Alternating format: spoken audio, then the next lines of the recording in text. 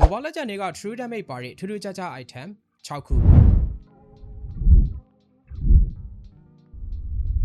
Mobile Legends မှာ damage type တွေမျိုးစုံရှိပါတယ် Magic damage, Physical damage, Hybrid damage ပြီးတော့ True damage ဖြစ်ပါတယ်ဒီလို damage အမျိုးအစားတွေအများကြီးတွေကမှကြောက်စရာအကောင်းဆုံး damage ကတော့ True damage ဖြစ်ပါတယ်ဒါဆို True damage ကဘာလဲဆိုပြီးမေးလို့ပလာတာပြန်ကြွေးရရင်တော့ဘာနဲ့မှ defend လို့မရတဲ့ damage ဘာနဲ့မှကာလို့မရတဲ့ damage တန်တန်လေးကိုခေါ်ရဲဆိုပြီးတော့မှတ်နိုင်ပါတယ်အယိုးရှင်းဆုံးဥပမာပြရရင် Leslie ရဲ့ damage ပါသူရဲ့ damage ကဘလို့ defend item မျိုးတွေပဲထည့်ဘလို့ရှင်းမျိုးစားတွေပဲထည့်ထားအကုန်လုံးကိုဖောက်ပြီးတော့ damage ဝင်ပါတယ်ဒီလိုကျန်းလာတဲ့ True damage က hero တွေမှာတွေမဟုတ်ဘဲနဲ့ Mobile Legends တွေက item တွေမှာလေးပါပါတယ်ဒါပေမဲ့များများဆဆမှာပါတာမဟုတ်ဘဲနဲ့ item 6 ခုမှာပဲပါတာဖြစ်ပါတယ်ဘာတွေလဲဆိုတော့နံပါတ် 1 Basca Fury item Basca Fury item ဆိုတာအရင်က critical damage ထွက်တဲ့ item လို့ပဲသိထားပေမဲ့ update patch အပြောင်းအလဲတွေကြောင့်မို့လို့ Basca Fury item ရဲ့ passive က True damage ထွက်လာပြီးဖြစ်ပါတယ်သူရဲ့ passive ကိုတော့ Doom လို့ခေါ်တာဖြစ်ပြီးတော့ကိုသုံးလိုက်တဲ့ damage က critical damage ထွက်နေလို့ရှင်အဲ့ဒီ critical damage ပေါ်မူတည်ပြီးတော့12% True damage ပြန်ထွက်တာဖြစ်ပါတယ်ဒီတော့ critical damage 100ထွက်တယ်ဆိုပါစို့ Basca Fury item ပါနေလို့ရှိရင်နောက်ထပ်အပူအနေနဲ့ True damage 12ထပ်ထီမှာပါ critical 1200ဘူးဝင်လို့ရှိရင် True damage က120ဝင်မှာဖြစ်ပါတယ်ဒီလိုအပြောင်းလဲကြောင့်မို့လို့ Massman တွေက Basca Fury item ထည့်ပြီးတော့ critical damage ခက်ကြမ်းသာထွက်မယ်ဆိုရင်တန်နေ mage တွေအနေနဲ့ခံနိုင်ရရှိမှာမဟုတ်ပါဘူးပြန်ပြီးတော့ nerf တင်နေဆိုပြီး wine on နေကြတဲ့ item ဖြစ်ပြီးတော့မကြခင်မှာပဲအပြောင်းလဲတစ်ခုလောက်ကောင်းလောက်ပါလိမ့်မယ်နံပါတ်2 endless battle True damage ထွက်တဲ့ဒုတိယမြောက် item တစ်ခုကကြတော့ endless battle ပါ endless battle မှာပါတဲ့ True damage ကလည်းပဲ passive မှာပဲဖြစ်ပြီးတော့သူက spell တစ်ခု cast ပြီးတိုင်းသုံးလိုက်တဲ့ damage မှာ True damage က 60% physical attack ကိုပြန်ပြီးတော့ပါပြီးတာဖြစ်ပါတယ်ကလင်းလိုမျိုး spell သုံးလိုက် physical ပြစ်လိုက်ဆိုတဲ့ hero မျိုးအတွက်အင်မတန်ကမှလိုက်ဖက်တဲ့ item ဖြစ်ပါတယ်နံပါတ်3 Thunderbat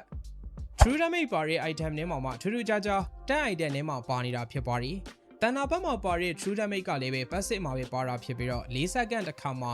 basic အတက်အနေနဲ့ထိတာပါဒါကလျှက်စစ် effect လေး hero ရဲ့အောက်မှာပေါ်လာတာမျိုးကိုပြောတာဖြစ်ပြီးတော့ဒီလိုမျိုးတစ်ခါထိတဲ့အခါမှာ True damage က90ဝင်တဲ့အပြင်ကိုမှသူက100% extra physical defense ရေ100% extra magical defense ရေကနေပြီးတော့ damage ပြန်တွက်ပြီးတော့ပေါင်းပေးပါတယ်တန်နာဘက် item ကတန် item ဆိုပေမဲ့ fighter တွေကြိုက်ကြတာဒီလို True damage ပါတဲ့အပြင်သူရဲ့ passive နောက်တစ်ခုဖြစ်တဲ့ defense တွေကို stat စုပေးတာကြောင့်မလို့ဖြစ်ပါတယ်ဒီလောက်ကတော့ကြည့်နေတဲ့သူတွေနားလည်မယ်လို့ထင်ပါတယ်နံပါတ်4 War X Experience လိန်နာ fighter တွေအတွက်မရှိမဖြစ်လိုအပ်တဲ့ item တစ်ခုဖြစ်တဲ့ War X မှာလည်းပဲ True damage မစိုးတဲ့လောက်လေးပါပါတယ်ဒါပေမဲ့တိတိတသာများဆဆရဲလို့တော့မဟုတ်ပါဘူးသူရဲ့ passive မှာက stat တစ်ခုကို extra physical attack 12နဲ့6ခုအထိ stack ဖြစ်ပြီးတော့4 second ကြာ damage တက်နေစေမှာပါ War X ရဲ့ stat 6ခုပြည့်နေတဲ့အချိန်မှာ extra true damage ကကိုယ့်ရဲ့ base damage ပေါ်မူတည်ပြီးတော့10% ရှိမှာပါခဏနေကြောင်ရှုံနေတဲ့ဆိုရင်ဒီလိုလေးမှတ်လိုက်ပါWar X ထည့်ထားတဲ့အချိန်မှာကိုယ့်စီမှာ stack ပြည့်နေတယ်ဆိုရင်ကိုချလိုက်တဲ့ damage မှာ true damage ပါနေပါလိမ့်မယ် battle ထဲမှာကြာနေပြီးတော့ချတဲ့ fighter တွေအတွက်တကယ်ကိုမှမိုက်တဲ့အားသာချက်ပါပဲနံပါတ်5 Stallion Sight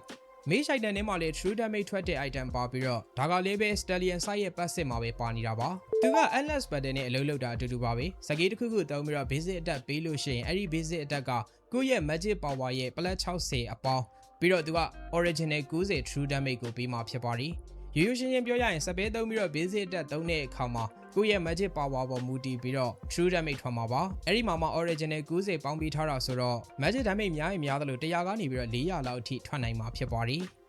နံပါတ်6 Sky Piazza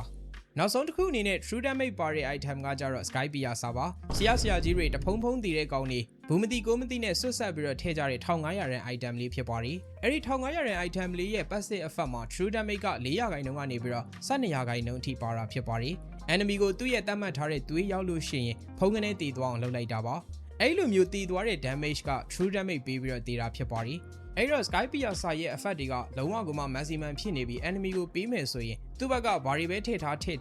ဘာ damage ကမှသူတတ်မှတ်ထားတဲ့သွေးပမာဏရောက်ရင်ကမပေးနိုင်ပါဘူးတန်းကနေတည်သွားမှာပဲဖြစ်ပါတယ်ထွက်ထားတာတိတ်ပြီးတော့မကြသေးတဲ့ item မို့လို့သူ့ရဲ့အလုပ်လုပ်ပုံကိုလည်းနားလည်ကြားလောက်မယ်လို့ထင်ပါတယ်ဆိုတော့ဗီဒီယိုလေးကိုဒီမှာပဲအဆုံးသတ်လိုက်ပြစေဒါမျိုးတွေကြည့်ရတာကြိုက်တယ်ဆိုရင်တော့နောက်ထပ်အသစ်တွေတင်ကြည့်ရဖို့ like and subscribe လုပ်ခဲ့ဖို့မမေ့ပါနဲ့ကျေးဇူးတင်ပါတယ်